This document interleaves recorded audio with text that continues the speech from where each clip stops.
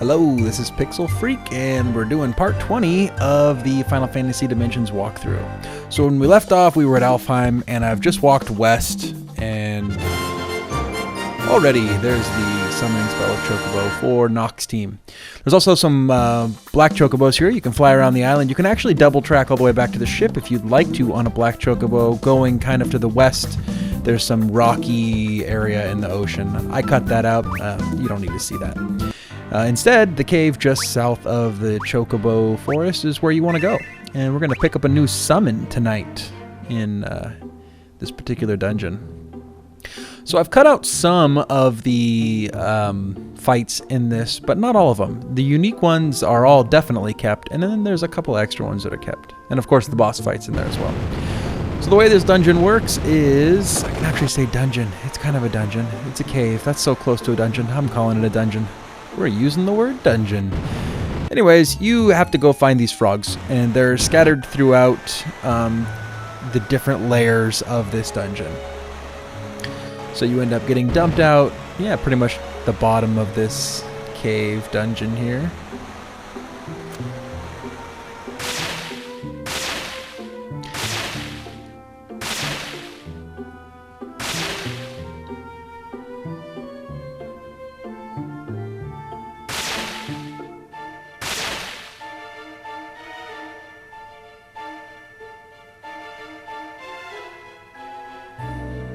Alright, so here you are in Basement 3. Now if you go up these stairs here, you'll go towards the entrance. You can actually go up this second set of stairs here and that'll lead you to the entrance, but there's a high potion right here, so pick that up. Alright, going back down. We'll make our way to the first frog. So the enemies here are actually a mixed bag. They're not all easy. These ogres have a little bit of health. If I remember right, these evil bats cast Drain on you. Oh yeah, there you go, Blood Feast. So there's this Blood Feast spell they cast on you. It's not too bad. It doesn't do very much damage at all. And it doesn't really, the curing it does to them, it doesn't really impact you. And you're hitting so damn hard anyways, it doesn't really matter that much. What you really have to watch out for is there's some enemies that are like a Lilith. They might be called Sirens or Liliths, or those are the enemies that are going to cast lots and lots of different ailments on you, if I remember correctly. We'll see as we get up there, but I'm pretty sure that that's the enemy to avoid, or at least kill very quickly. All right, moving on. So up here you get to a split road. You want to take the top part because that's where you go. There's a treasure box up there, and there's also one of the frogs are up there. Elf Toad. You know, I never had one of them cast Toad on me, I don't think, but he just cast Croak and it missed. There's the possibility that you'll actually have this enemy here casting Toad on you. So there you go, the snakes cast poison. There's your enemies casting poison. Overall, you really need to make sure that you're ready to cure some status ailments in this dungeon because they're going to be put on you.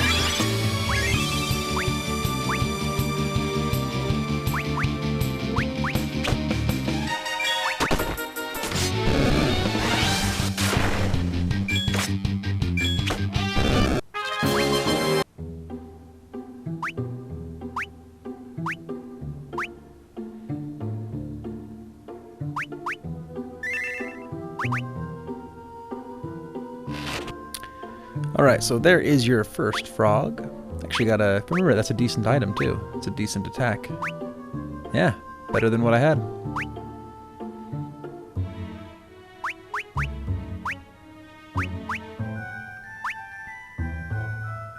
I think I do a very interesting thing here. I kind of try out some different weapons on Gramps. I use an axe for a little while. I go back to the bow. I think there's another one I try, too. Maybe it's a whip or something later on.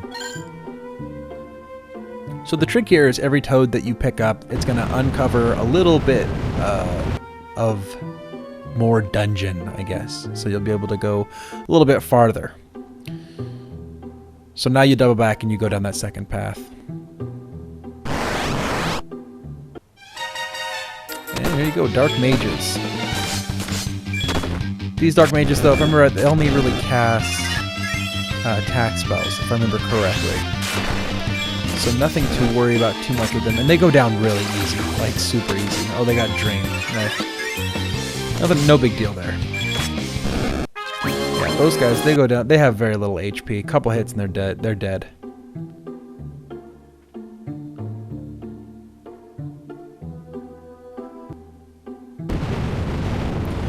So the treasure box, be warned that that happens. And you just drop down one floor, pick up this treasure box, and go back up. And I think you can get this treasure box even if you haven't fallen. It may or may not be there. It might be the treasure box from the floor above, and then it falls with you. I didn't actually check before I came down, so. Why did I go back up? That was weird. Anyways, I'm on the right path now.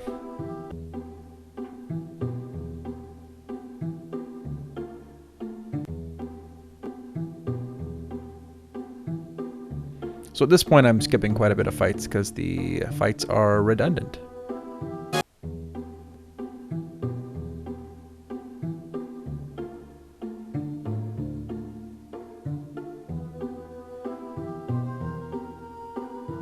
So this toad, you actually have to like chase him. That area I had gone up into, you need to go back up in there.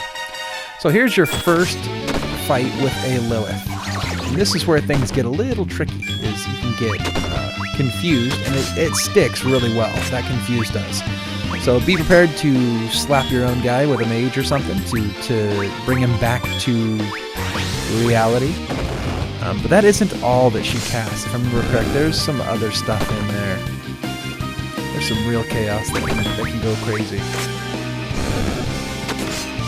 So beware of those enemies. You need to attack them very quickly so that you can avoid as many status ailments as possible.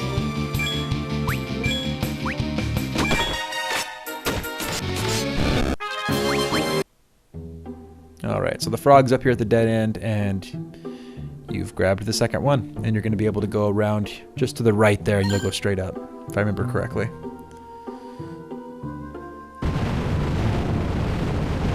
And hooray, I remember correctly. My remembery works. Ooh, treasure box.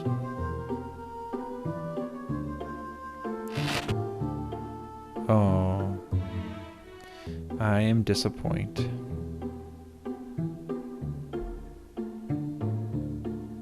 So there's one more frog to get, and then after that third frog, you will fight the boss of this dungeon. So, switching weapons again, now to a greatsword. And do I move him to the... Oh, I go to think to maybe move him to the trident, and then I go back to the bow. I like him with a bow because it allows me to put him in the back row. It isn't just for show, you know?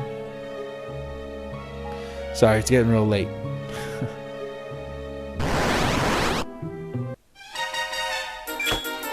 So I'm not sure if you can get that treasure box after the frog or not. I think my thought was, oh, I want to make sure that I explore everything before I touch that frog, just in case.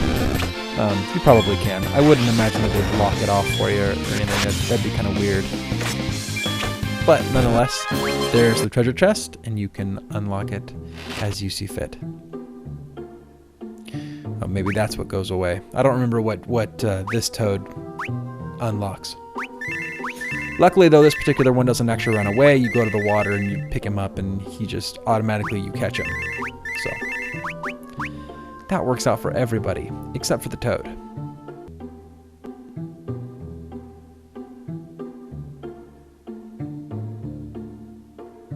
Yeah, so he never ran from me. It could have been that I just, get him from while he's not looking. Is that the direction we go? Apparently that's the direction we go. So, a save spot and a note for this particular segment. At this point in the game, you probably have quite a bit of magic points. And as you can see, I've been using quite a bit of Cure 2 and my level 3, I believe, fire spells, or black magic spells, not just fire spells. With that, there's a lot of MP to have to regain with a tent, and tents don't regain all of your MP. They only do about 100. I think my guys right now are sitting about 180 apiece. 160, I think I just saw. Yeah, for both of them. So you're going to need to use, if you're similarly leveled as I am, or like me, you're going to need to use 2 tents. And I do that. I use 2 back to back. After you've used 2, you should be full magic and ready to go. And it's worth it. I mean, tents are only, if I remember right, a couple hundred gold. It's worth it just to juice up all your magic, and you're gonna need it for this next fight. You're just gonna have to go balls out, you know, crazy on this guy in order to win. And you're gonna need to be leveled up a little bit. If I remember right, by the time I had finished the fight, I was getting pretty low on MP. So it's necessary to be a pretty good level.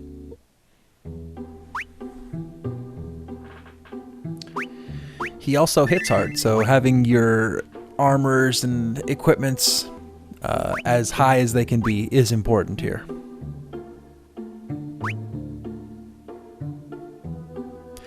So there's a couple items that you can pick up here that get dropped. And the Diviner's Robe and the Giant's Ring are the items that I just got them random drops from enemies. They're actually a couple really good items if you pick them up. I think the Giant's Ring came from one of the ogres, and the Diviner's Robe I think came off one of the casters, the mages that cast drain. They're good items, yeah. You actually get another one. I think you get a Diviner's Robe out of a box in the next dungeon, if I remember correctly.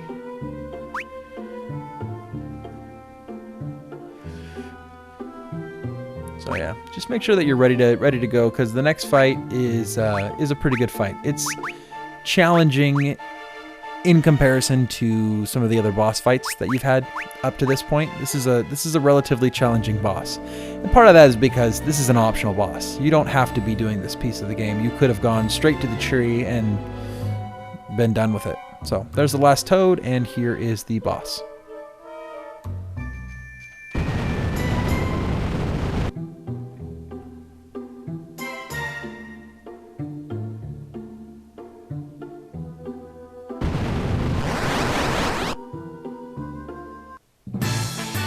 And it's Titan.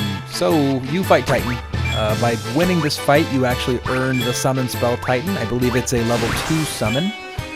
It appears as though throughout the game you'll get a level. Each level of summon has 1 summon per team. So this particular team gets Titan, and the other team, I believe, gets Rama. And then it continues on that way throughout the game. So there is an advantage to having a summoner on both teams, because you'll have different summons as you go through the game, and it makes each summoner for each team unique. It's nice. So this guy, he is relatively beefy, especially against most physical attacks. The great swords seem to work pretty well with me using Noct and Fire, or at least Fira. You should use Fira. Now, if you can get another black mage in your team, that will really help. You're gonna need to just chain Cura over and over and over again. No matter if you need it or not, just cast it, because someone's gonna get hit, and you're going to probably need it. If you run out of MP in this fight, I would imagine that you're probably dead. So be prepared to use an ether if you need to, especially on your white mage, so that they can continue casting Cura. Just having a summoner in this battle, I would question as to if that's enough health regeneration to keep your team going. He does hit really hard. Having a full team of melees is also a really bad way to go here, because as you can see from the damage that Glaive is giving off, it's not a good approach. Glaive and Gramps here are almost completely useless because the physical attacks, they just don't work. I'm not sure exactly why Nox attacks are working so well, but for some reason, either his job level, his regular level, or his weapon somehow are cutting through the defense. He's hitting, you know, 2.5 times harder than the other 2 melee characters. So between him and casting Fira, you get the job done.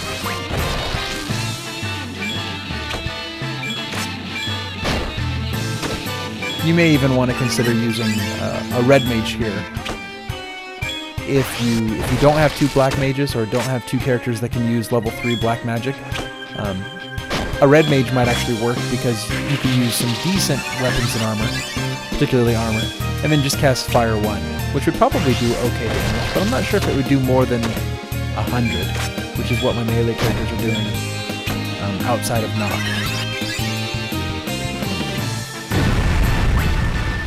So as you fight this guy, as he gets closer to death, he starts to hit harder and possibly even faster. He starts to hit all your characters at the same time with like Earthquake, and it gets harder and harder. These bear hugs that he does as well, I think that slows you down if I remember correctly. You can see his Earthquakes, they're getting worse and worse. This is where you really need those Cura spells, or else you will lose your Black Mage. This might be the fight that I'm losing once. No, I think it's the next boss. One of my characters goes down in one of my boss fights. Alright, so I was getting pretty low on mana, you can see, but I still won. And that's the important part. So be weary of that fight because it's a rough one. It's a rough boss.